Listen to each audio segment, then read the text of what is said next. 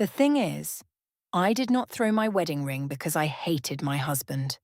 I threw it because I thought he had mistaken marriage for ownership.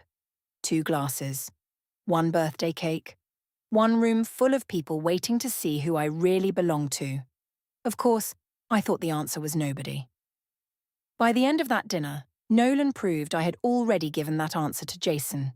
My name is Veronica Hale. I was 33, and I directed guest experience for a boutique hotel group. The thing is, I knew how to sell freedom before I knew what to do with my own. Of course, at work that sounded elegant. At home it sounded like a woman counting doors. 2 lobby candles, 1 cold doorway. No reason to call it a problem. That afternoon I stood in the hotel lobby moving white flowers 3 inches to the left because wealthy guests liked arrangements that looked accidental. The air smelled of polished wood and bergamot spray. A couple checked in near the front desk, and I watched the wife touch the husband's sleeve before choosing a room upgrade. I knew that move. I had built packages around that move. Nolan came through the revolving doors holding tea in one hand and my grey scarf in the other. My husband had remembered the scarf because the lobby doors always pushed cold air toward the reception area after 4. He kissed my cheek, handed it over, and asked if I had eaten. Years before, that question had felt like care. After late events, Nolan used to wait outside with slippers in the passenger seat and tea balanced in the cup holder. We would drive home while I told him which guest had complained about the pillows and which actor had used a fake name. Every Sunday we planned imaginary trips we could not afford yet. I chose hotels by lobby scent. Nolan chose them by fire exits and breakfast hours. It was sweet then. Safe. Now he asked if I had eaten, if I had slept, if I wanted him to confirm tomorrow's car service, and each question landed like a hand on my shoulder. Not hard. That almost made it worse. He asked softly what had changed between us. He did not ask what I had done. He did not ask who had my attention.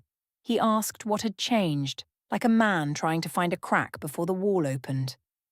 What he meant was that he missed me. What I heard was that he wanted a report. The thing is, my stepfather used to call questions protection. He asked where my mother went, what she wore, why she smiled at the mailman, why she needed cash. He made control sound like concern until my mother forgot how to answer without apology. So I told Nolan nothing had changed. Of course, I said work was heavy. My fingers closed around my wedding ring, twisting once until the stone pressed into my skin. Then my phone lit up on the counter. Jason. Nolan saw the name before I turned the screen down. The rooftop launch happened 1 week later, on a Thursday that smelled of rain, champagne, and the hotel's new cedar candles. The terrace heaters clicked above us every few minutes. Below the glass railing, the city moved like it had somewhere better to be. The thing is, I had built that night from nothing. I had approved the menu, trained the staff, chosen the music, and written the guest cards in a voice that made rich people feel personally discovered. 2 florists. 1 broken elevator. No room for a husband who arrived late and called it logistics. Nolan had promised to come before my welcome speech. Then a building safety issue at his architecture firm pulled him across town. He called while I was checking the dessert station. He said there had been a structural concern and that he was sorry. He said he would still try. What he meant was that someone's ceiling might not hold. What I heard was that my night came second to concrete again. Of course, I said it was fine. I even made my voice light, which was how I punished people without leaving fingerprints. After I ended the call, Mara found me near the bar and asked if the careful husband was saving another wall from emotional collapse. Mara Quinn had been divorced for 9 months, and she wore her freedom like red lipstick that never came off. She covered for clients, sharpened presentations, and made every bad idea sound like a woman taking herself seriously. I told her not to start. She said steady men were useful until they started making life feel like a polite waiting room. Then she handed me a glass I had not asked for. Jason Vale arrived during the investor walkthrough. He was not loud. That mattered. Loud men made themselves easy to dismiss. Jason stood near the railing with a dark coat over one arm and listened like the person speaking had just become the only person on the roof. He was tied to a fitness investment group that wanted hotel partnerships. He knew how to say my name as if he had chosen it himself. After my speech, people clapped in the clean way people clap when the wine is good and the contracts are possible. Nolan was not there. His empty place near the front was just a small gap beside Mara. But my eyes kept going back to it like a loose thread. Jason came over with 2 glasses of water, not champagne. He said I looked like a woman who could make people pay for escape and thank her afterward. That sentence should not have mattered. It did. He said it in front of 2 investors and a hotel owner who had once corrected my name twice in one meeting. They all looked at me after he said it, and for a second the terrace seemed to lean my way. Nolan loved me in reminders and careful plans. Jason admired me where people could hear. Mara watched from the bar with a small smile. Later, she told me Jason had the look of a man who knew I was not dead yet. I laughed because it sounded wicked, and also because I wanted it to be true. By the time Nolan arrived, staff were clearing small plates from high tables. His tie was loose, and his coat was damp on one shoulder. He said he caught the end of my speech through Mara's video. He said I had sounded brilliant. He said it with a tired face, and I hated that his tiredness arrived in the same sentence as his praise. Jason stood near the elevator when Nolan approached. I introduced them. Jason shook my husband's hand and said, "Nolan must be proud." Nolan said he was. Simple. Quiet. No claim. No heat. That should have been enough. After the event, a few people moved downstairs to the hotel bar because nobody in hospitality lets a night end while someone is still paying for drinks. Nolan asked if I wanted to go home. Jason was still nearby. Mara was still watching. I told Nolan I needed to thank the investors properly and that I would not be long. He asked if I wanted him to wait. I heard him asking to supervise my exit, so I said no. I said I was not a child.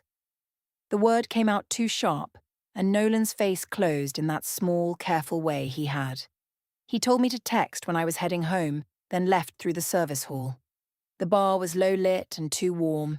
Jason sat beside me, but not close enough to accuse. He asked what it was like to build beautiful exits for people who already had everything. I told him it was easier than building one for myself. He smiled at that like I had handed him a key. At 11:18, Nolan texted to ask if the night was wrapping up. I looked at the message while Jason was saying that women like me were too alive to be managed. The thing is, managed was not Nolan's word. Jason gave it to me and it fit too well. I typed that the launch was still dragging. Then I placed the phone face down. That was the first active lie. Not Jason. Not the bar. The phone turning over was the choice. Mara saw me do it. She did not warn me.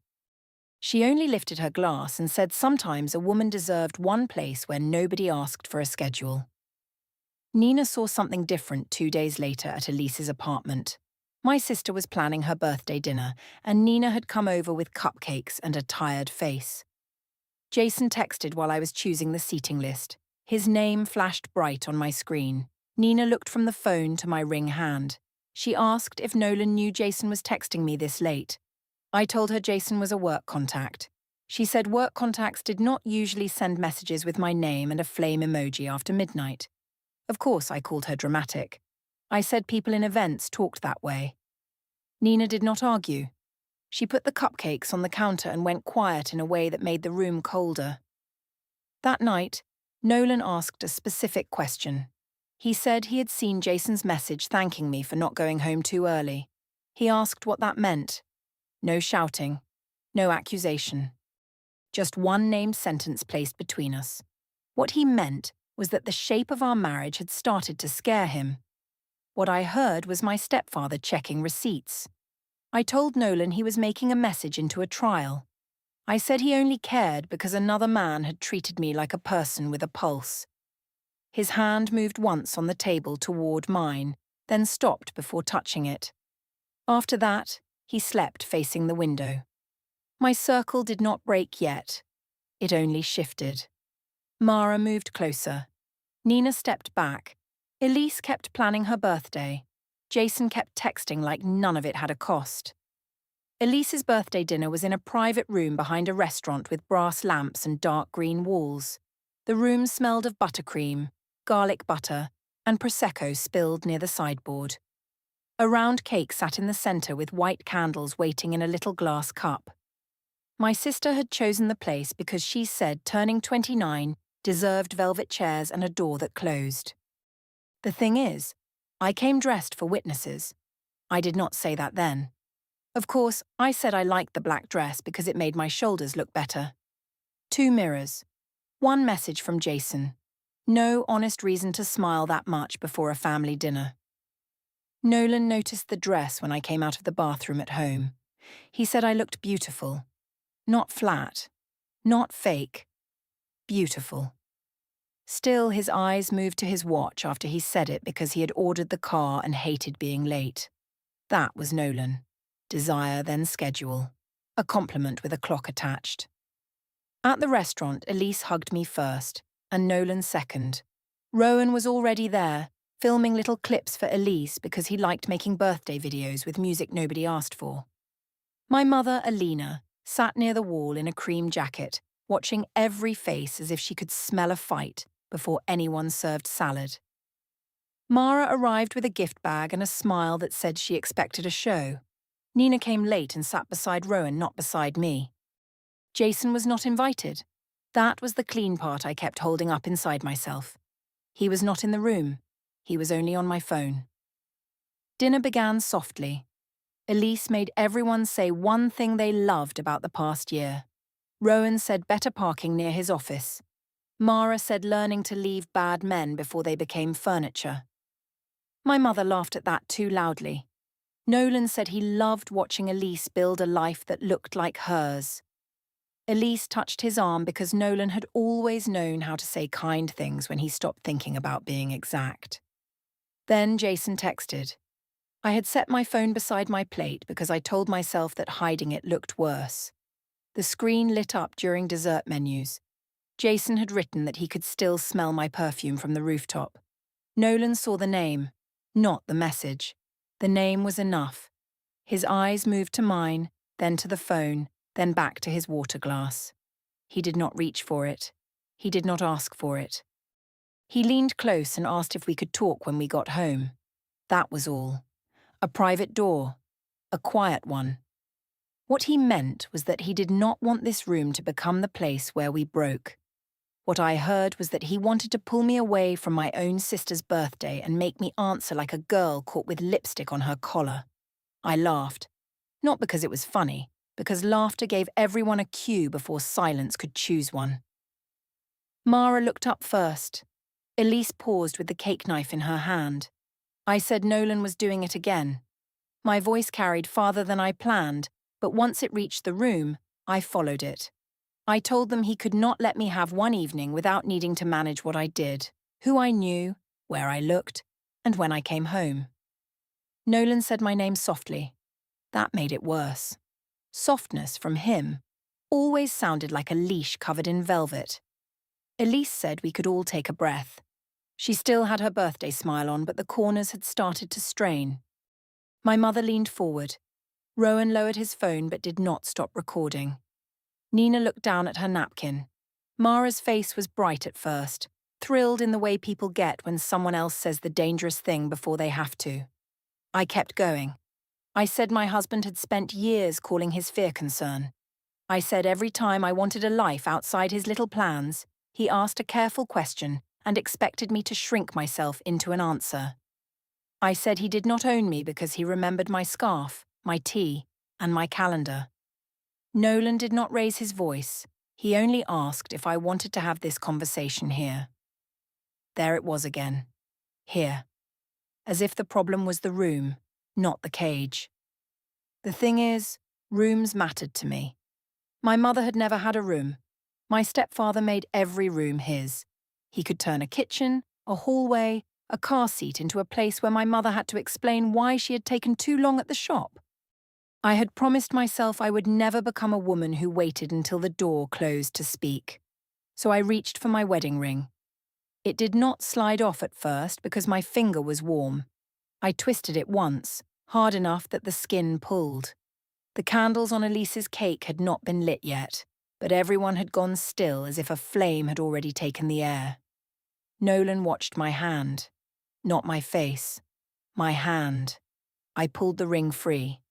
For half a second it sat in my palm, small and bright.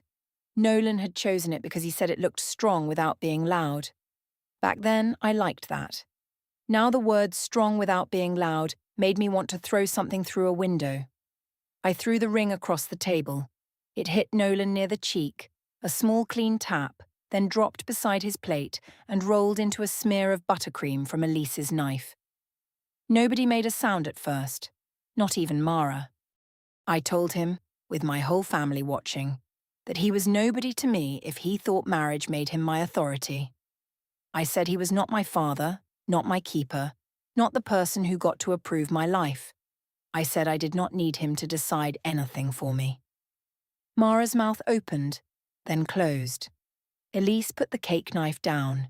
My mother said my name in a voice that had too much old fear in it. Rowan's phone stayed low near his glass, the red record light small and steady. Nolan picked up the ring. He did not wipe the buttercream off with his napkin. He held it between two fingers and looked at it as if he had found something that no longer belonged to either of us. Then he said Jason's name once. The room moved without moving. Elise's shoulders dropped. Nina's eyes closed for 1 second. Mara looked at my phone, not at me. My mother sat back like somebody had pulled her chair away from the table. I laughed too sharply. I said Jason was a work contact, and Nolan had finally proved my point.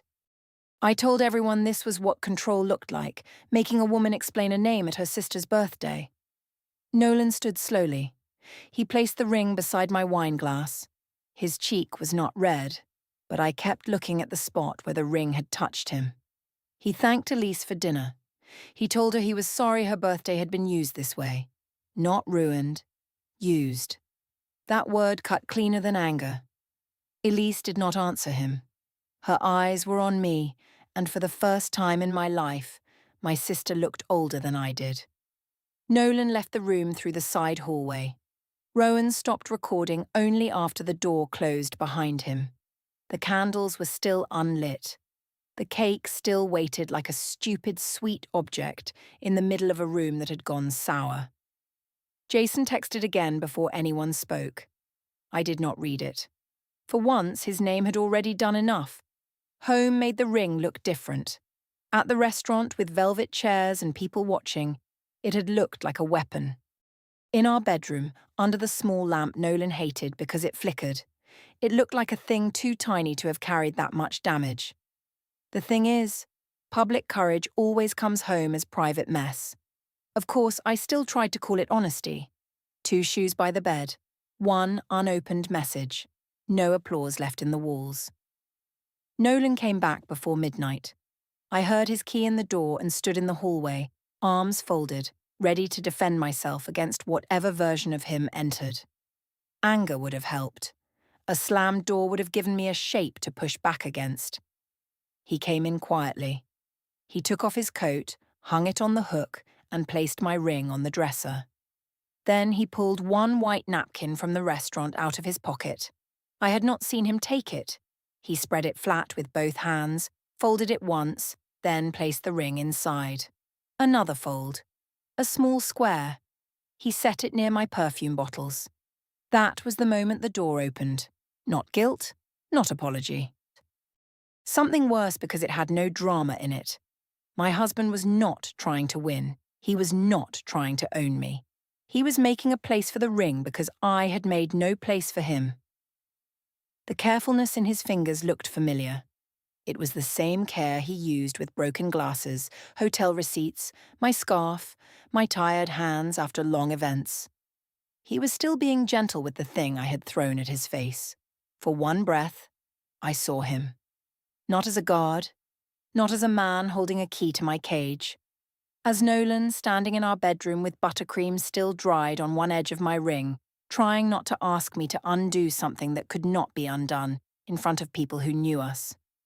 The breath passed. My phone buzzed on the nightstand. I picked it up and texted Jason that Nolan had finally shown everyone his real controlling side. The door closed. Nolan watched the screen light on my face. He did not ask what I wrote. That made me angrier than a question would have. A question would prove me right. His silence left me alone with the shape of my own hand. He said he was not talking about one dinner. His voice stayed low. He named the rooftop bar, the message about not going home too early, the way I had turned my phone over in the lobby, the way I used the word control every time he asked for a fact. He named the ring. He named Jason. Not like charges, like objects he had finally placed on the table. I told him he had been collecting evidence because he could not stand that I had a life outside him. What he meant was that he had been trying to keep up with the truth as it moved away from him. What I heard was another man building a file. He said he had not wanted evidence. He had wanted a wife who would answer one question without turning him into her stepfather. That landed too close. So I changed tactics. I gave him a controlled, partial truth. I told him he made every feeling feel like it needed a clean explanation before it was allowed to exist. I said sometimes I came home from a room full of people and felt him waiting with an invisible form in his hand. I said he loved me like a man checking a building for cracks. He did not answer quickly. That was because it was true. Nolan's flaw was not imaginary. He did make love careful until it felt like inspection. He did ask, instead of reaching. He did try to understand pain by naming its parts. Some nights, I had wanted him to grab my hand and say he missed me without making me describe the weather inside my chest first. He looked at the folded napkin. Then he said he knew he had failed me there. He said he had confused being steady with being present. He said he had thought making life safe was the same as making me feel wanted. I could have stayed there. That sentence had a door in it. Instead, I used the truth like a blade. I told him Jason never made me feel managed. I told him Jason did not need a diagram before believing I was alive. I said it because I wanted Nolan to hurt out loud, just once, so I could stop being the only ugly person in the room. He did not give me that. He walked to the closet and took out his overnight bag. Not the big suitcase, the brown leather one from weekend trips. He placed 2 shirts inside, then socks, then the charger from his side of the bed. Every movement was calm enough to make me feel accused. I told him he was being dramatic. He said he was tired of being made small, and then blamed for standing farther away.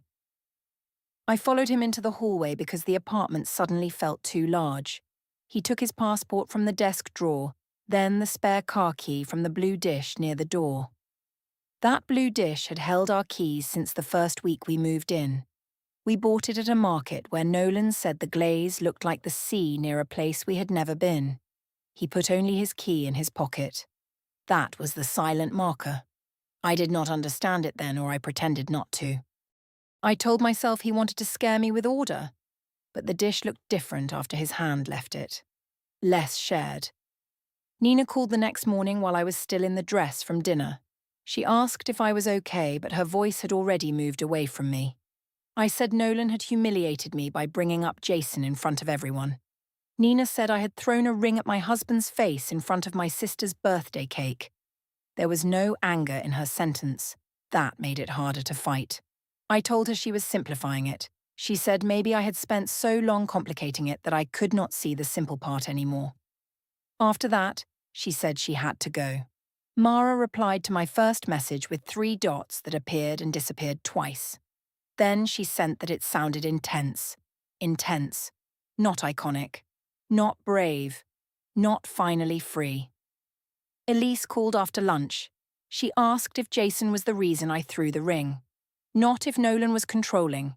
Not if I was safe. Jason. I told my sister she was choosing Nolan because wounded men were easy to pity. Her breath changed on the line. She said she had watched Nolan pick buttercream off my ring with his thumb before he folded it into the napkin. I had not seen that part. Of course, I told her he wanted witnesses for his sadness. Elise hung up first. By evening, our apartment had learned Nolan's absence faster than I had. His shoes were gone from the entry mat. His toothbrush was gone from the cup. The blue dish held only my key and a loose receipt. I kept looking at the folded napkin on the dresser because it was the one thing he had left exactly where I could see it. Jason finally called at 9. His voice was lower than usual, careful around the edges. He said Cassia had been asking why his name was coming up in family drama. Cassia, his fiancée. The word did not surprise me. I had known enough not to ask too much. Still, hearing her name after my ring sat in a napkin made the room tilt in a way I refused to name. I told him Nolan was trying to make me look unstable. Jason said he wanted to help, but that timing mattered. Timing. That was the first time his freedom language sounded like a locked door. I said timing was what men said when they wanted women to wait outside their real lives. He told me not to make this harder than it needed to be. I almost laughed. The thing is, I had thrown my ring in front of my family because I thought I was refusing to be managed. Now Jason was managing tone, timing, and distance with a voice soft enough to pass for concern. Still, I told myself he was scared. Not selfish. Scared. Nolan texted only once that night. He said he would come by tomorrow for documents and the rest of his things. No complaint. No question. No little wound left open for me to press. The walls held that silence all night. The hotel service elevator smelled like metal, old coffee, and the lemon cleaner the night staff used near the banquet rooms. I stood inside it the next morning with my phone in one hand and my badge clipped crooked to my blazer. The thing is, work had always saved me from rooms I did not want to sit in. Of course, that only worked when the room had not followed me there. 2 missed calls. 1 grey thumbs up. No voice where Mara used to be. I had texted Mara 3 times before 10. First, I told her Nolan had left. Then I told her Elise was acting like he was a saint. Then I wrote that I needed someone who actually understood freedom. Mara answered with 1 grey thumbs-up reaction to the second message. That was all. No wicked line, no careful joke, no come to my office, just a small symbol where her courage had been when it cost her nothing. I put my phone in my pocket and went to a guest complaint meeting about a couple who disliked their anniversary suite. The husband had ordered rose petals. The wife said the petals made the room look staged. I listened, nodded, offered breakfast credit, and kept seeing Nolan's hand folding the napkin. Jason called while I was in the service corridor. He did not start with missing me. He started with Cassia. He said she had seen a tagged clip from Elise's dinner through someone connected to Rowan. He said she was asking why his name was said at a family table by a man he barely knew. Barely knew. That phrase scraped something raw. I told Jason he knew enough to text me after midnight. He said we had both enjoyed attention, and that did not mean I should blow up my life in public. His voice stayed smooth, but a door had appeared in it. What he meant was that he had his own exposure to manage. What I heard, because I needed to hear it, was fear. I said Nolan was weaponizing his calm and making everyone think I was cruel. Jason said I should avoid putting things in writing for a while. That was when I first saw him protect himself in real time. Not leaving, not yet, just stepping backward while still keeping his hand visible. By noon, Nolan texted that he would come by the apartment at 6. Not could he. Not was I home. He would come by. The careful husband had become logistical. I arrived before him because I wanted to be standing, dressed, and composed when he entered. The apartment smelled stale, like yesterday's flowers left in water too long. The folded napkin was still on the dresser. I had not touched it. Of course, I told myself that was because it was his little performance, not because my hands refused to open it. Nolan arrived at 6 exactly. He used his key, then set it on the entry table instead of putting it in his pocket. That small sound touched every wall. He carried a folder under one arm. Not legal. Nothing named. Just a plain black folder with receipts, insurance papers, copies of leases, things Nolan had always kept organized because life to him was less frightening when paper had edges. He asked if we could talk before he packed the rest. I told him that depended on whether he planned to interrogate me. He looked tired. Not weak. Tired in a way that had become clearer than anger. He said he was not there to interrogate me. He said if I told him the truth about Jason now, without audience, without performance, he would hear it clearly. That was his final offer. No begging. No speech. One door opened and held. The thing is, there was a true thing available to me. I could have said I had liked being wanted. I could have said Jason gave me a version of myself that did not need to be checked for safety. I could have said I had lied because I was ashamed and proud in the same breath. Instead, I heard the offer as a last attempt to supervise my confession. I told him I was done explaining my freedom to a man who mistook marriage for supervision. He did not answer. So I said the one thing that was completely true. I said he had made me feel like every feeling needed to be translated into clean language before he would believe it existed. Nolan's face changed. Not much. Enough. He could not refute it because it was accurate. It had always been accurate. His care came with structure. His love asked questions first and reached second. He had turned my loneliness into a problem to understand instead of a person to hold. For a second, the room made space for that truth. Then I filled the space with the rest of myself. I said Jason had never needed me to explain why I wanted air. I said Jason saw me before I had to become a report. I said if Nolan had wanted a wife who never changed, he should have married a locked door. Nolan closed his eyes once. When he opened them, there was no fight left on his face. He said he understood. That was worse than disagreement. He walked to the desk, took his passport, the car title copy, and a small envelope of documents from the drawer. He packed 2 more shirts, his running shoes, and the old photo strip from our first hotel weekend. I had forgotten it was tucked behind the frame on his side of the bed. He had not. I said he was making the apartment look like a crime scene. He said he was making it possible to leave cleanly. That sentence had no legal word in it. Still, it made the air tighten. Elise called while he was in the bedroom. I answered because I wanted Nolan to hear that my sister was still reachable. Elise asked again if Jason was the reason I had thrown the ring. I told her she was choosing Nolan because it was easy to pity a quiet man and harder to understand a woman who wanted her life back. Elise said wanting a life back did not explain why Cassia had messaged Nolan. I went still enough that the refrigerator hum sounded loud.